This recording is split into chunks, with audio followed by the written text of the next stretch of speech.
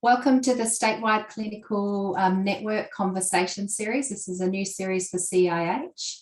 My name is Nadia Masterson and I'm the Director of the Partnerships Program here at the Commission on Excellence and Innovation in Health.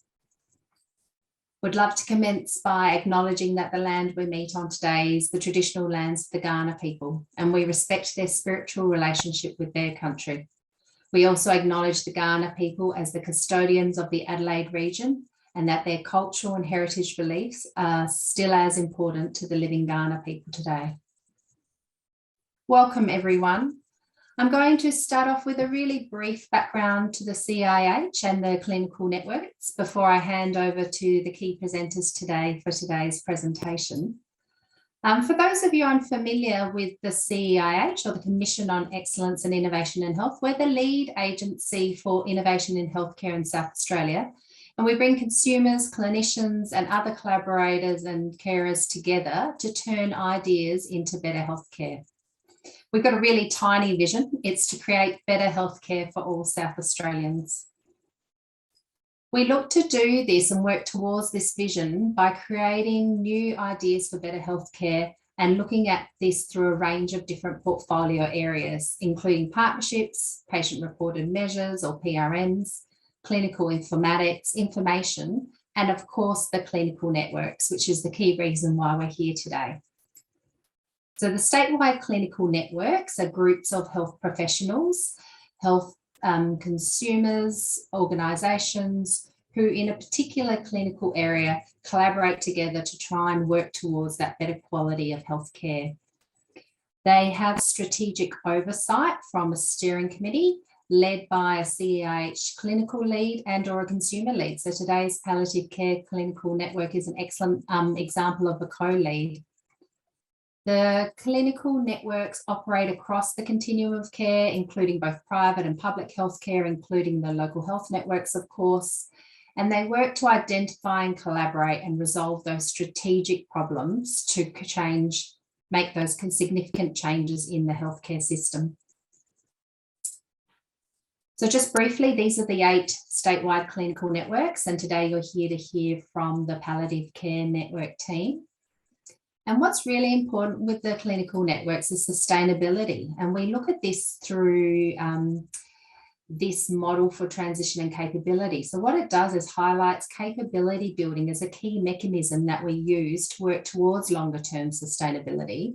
And it identifies how CEIH supports the establishment of the statewide clinical networks by providing not only support and resources to manage those clinical innovations, but also really provides a focus on building the capability of the committee members to help navigate the policy and practice environment of the health system, which we all know is really can be difficult. So once clinical networks are established and have got strong connections, CEIH then look to transition them to statewide clinical community of practices. So the conversation series are on Thursdays at 1 o'clock, where they're recorded, as you know, at the moment. So they're online whenever available to people. They're running through both October and November, and they provide a space for us to explore the clinical networks. The conversation series is an 8-part series starting today with palliative care. It's not too late. Here's the full program if you want to register for any of the other clinical networks. So just a little bit of housekeeping. If you can remember to keep your mics on mute, we will hear from our presenters. We'll then cease recording and we'll have a Q&A session where people can openly ask questions. Feel free to use the chat function during the presentation if you want, or at the end. But we'll respond to questions all at the end. So thank you. I'm going to stop sharing and I'm going to hand over to our presenters, Kathryn and Pete, who are going to share screen now. I'll leave them to introduce themselves. So thank you very much. Thank you, Nadia. Should we just go to the next one? Good afternoon. I'm Pete Allcroft. I'm a palliative care physician and work down at Flinders Medical Centre in the Southern Adelaide Palliative Services, and have the privilege of being the clinical co-lead for the Palliative Care Statewide Network under the CEIH. Thank you, Peter. I'm Kathryn Hourigan. I'm the Consumer Co-Lead with the Statewide Palliative Care Clinical Network. I come particularly in this role as a strong consumer advocate and voicing the needs of consumers in palliative care. So thank you. We also would like to introduce in her absence Marlu, known as Lou, our network advisor, who's on leave this week, but she's a person who drives challenges and helps to plan the work that we're doing. The other members on our network is quite an extensive network of healthcare professionals from the local health networks. We have interactions and membership from community nursing, from Palliative Care South Australia, from COTA, the Council of the Ageing, membership from the Pharmaceutical Society, our consumers, general practitioners, and seek advice from the primary health networks. The Rural Support Service, we are very strongly engaged with, particularly the senior nursing staff in the rural regions. We have had good paediatric input, but with a resignation from the Women's and Children's, we will be looking for a new representative from paediatrics, academics from Flinders University and also Allied Health. And we work closely with the Department of Health with planning and commissioning. So we have a big network of members who all contribute their ideas to this vision. Well, we came and developed this mantra this year. It came from our workshops from the network and also from our stakeholders. And it was actually a consumer who raised this as a challenge for us through his own lived experience as his wife has now died. And this is our core philosophy. What would it be like to experience the best possible palliative care in South Australia? And it forms the basis for all of the activities that we're undertaking for this year and for next year. And I also both Peter and I wanted to acknowledge that was Alan Bevan, our consumer on the Statewide Palliative Network, who really drove us to sort of think through more fully the role of palliative care in South Australia. If we look at the work that we're undertaking in 1922, we've had this care philosophy of the best possible experience of palliative care in South Australia. And we looked at we came up with 3 key areas from our stakeholders that they saw as needing to be addressed in the short term. One was is the workforce sustainability. How do we have sufficient staff and staff with sufficient skills to work in the field of palliative care, and also have sufficient staff through an ageing population that will need palliative care, and also for staff that might be wanting to retire in coming years. How do we replace all of that knowledge and skill and expertise that exists? The other key one was is the navigation of services. Feedback from consumers is that they have difficulty accessing where do they go for help, guidance and support when they're told they have a life-limiting illness. We know in areas where it works really well that there's very good communication and people have access to the very best of care.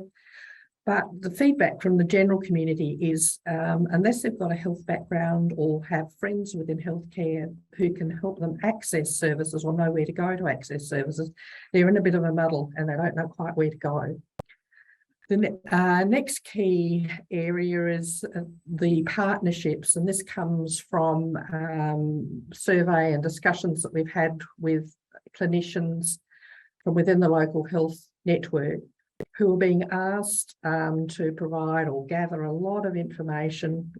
It can be difficult for them to gather. It doesn't necessarily make healthcare better, and very unwieldy systems that they're working with. And the feedback from all of our stakeholders was that they wanted a method of gathering patient-recorded experience and one that gathered results and information to them and data that was actually meaningful for them and that would help improve patient experience. And for that, we're actually partnering with the CEIH PREM team, and we're currently involved with them on progressing this as a project. The other area that we're working with in 2022 is the collaborations. We're currently working with the palliative care research collaboration. That's with the universities of Adelaide, Flinders, UniSA, Western Sydney and La Trobe, and a number of partner organisations, including the local health networks and private providers as well. That's focusing on improving the access and delivery of palliative care for underserved populations. That's a 5-year research program, and it's actually being launched tomorrow with that. So thank you. I think we'll move. So Thanks, Kathryn. We were quite privileged and excited to lead off the Showcase Conversation series. And it's an ideal opportunity because this Saturday is World Hospice and Palliative Care Day. And the theme for this year is Healing Hearts and Communities. And this really stems from the last 2 years have been unprecedented in our times. COVID-19 pandemic, we've seen over 6 million deaths worldwide, and this cumulative loss and grief, families and communities is going to have ramifications for the health and well-being of society for many years to come. Our healthcare workers and the healthcare systems have been stretched beyond their normal tightly strung system. If we then add to this the conflicts and the wars that are going on around the world at the moment, is compounding the effects of the pandemic. I think it's quite clear that the modern palliative care movement, founded by Dame Cicely Saunders just over 6 decades ago, has made enormous strides in the relief of suffering generally for those that have a terminal illness, particularly around malignancy. But patients with chronic diseases are a group that are really in need of attention, of improving our care of this group. Society is aging, we're gaining greater comorbidity and illness, and so there will be a burgeoning need for addressing this unmet need. I think it's important to acknowledge that death, dying, loss and caregiving is primarily a social experience. It's not just a physiological thing, it's a social experience affecting us all. And the meaning and the purpose of life is bound up within our relationships with people, with place, and their social ecology. Our social relationships have a positive impact on health and well-being. It is quite clear when you see the opposite of this, and loneliness leads to ill health. And so this social context of dying, really we need to move away from a strict medical model of palliative care, but really look at palliative care in a public health domain. We need to include the patient along with their illness, their networks that surround them, their family, their communities that they live in. And when we're thinking about models of care, we really need to move from a strict health services model and delivery of care, but to use a public health arena. When we think about carers, the impact on them is enormous. They give up work, they take leave without pay, they have sick days, there's a financial cost, there's isolation, there's loneliness, but equally there is a risk of excess drug and alcohol use. And I think we need, with our carers, to adopt a preventative public health strategy along, just like smoking cessation, weight control. We need to address the well-being and the mental health of our carers, because they will leave a legacy from being carers. when we're looking at our carers, we then need to explore the social determinants that they live in. And we certainly see within our day-to-day work the differences in support systems depending on where you live and the postcode that you live in. And we do have concerns that some of these issues can be handed down and become generational changes within families. So when we think about dying in the 21st century, it really is one of paradox. We are privileged that we live in a first world country with a very well-developed health system, which is far from perfect, but it is pretty good. But we have people in hospital who are dying without having the privilege of being involved with palliative care, or identifying that they're dying too late, having high-risk treatments very late in their illness, which is really not going to benefit from. But at the opposite end, we have people living in other parts of the world who have no access to basic pain relief. And really, basic pain relief is a basic human right. So death and dying have become medicalised. It's moved away from being a province of the family, the community, religion, and is very much a medicalised system now. And we've seen that particularly in the last 2 years with COVID. Families have been denied the privilege of being with their loved ones when they die. They haven't been present. Many families are yet to have a funeral for their loved one.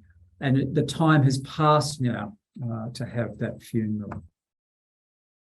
I'm going to go to the next slide. Can do. Okay. So death and dying, really, and caring for the dying, it is a gift.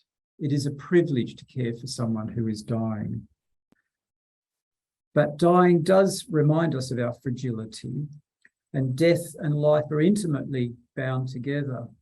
And I think we have lost the value of death in the modern health system, and we need to rediscover this to improve how our end-of-life care is done. We need to reinstate the patient, the family, the community at the centre of our care. And that brings me to pose a question to Kathryn. When you look at society, how it's evolved, how we live, our family structure, how can we now look at the ability to care for someone at home easily? Thank you, Paige. It's a very good question. I think if we look just in the South Australian context, and we see ready examples of cities and urbanisation where people are living in what you call either nuclear families, very small family groups, or their extended family is living interstate or overseas. So it can make it difficult for people to actually have family support around them in the time of a life-limiting illness. And with the design of our cities and urban landscapes, they're designed for people to commute to and from work.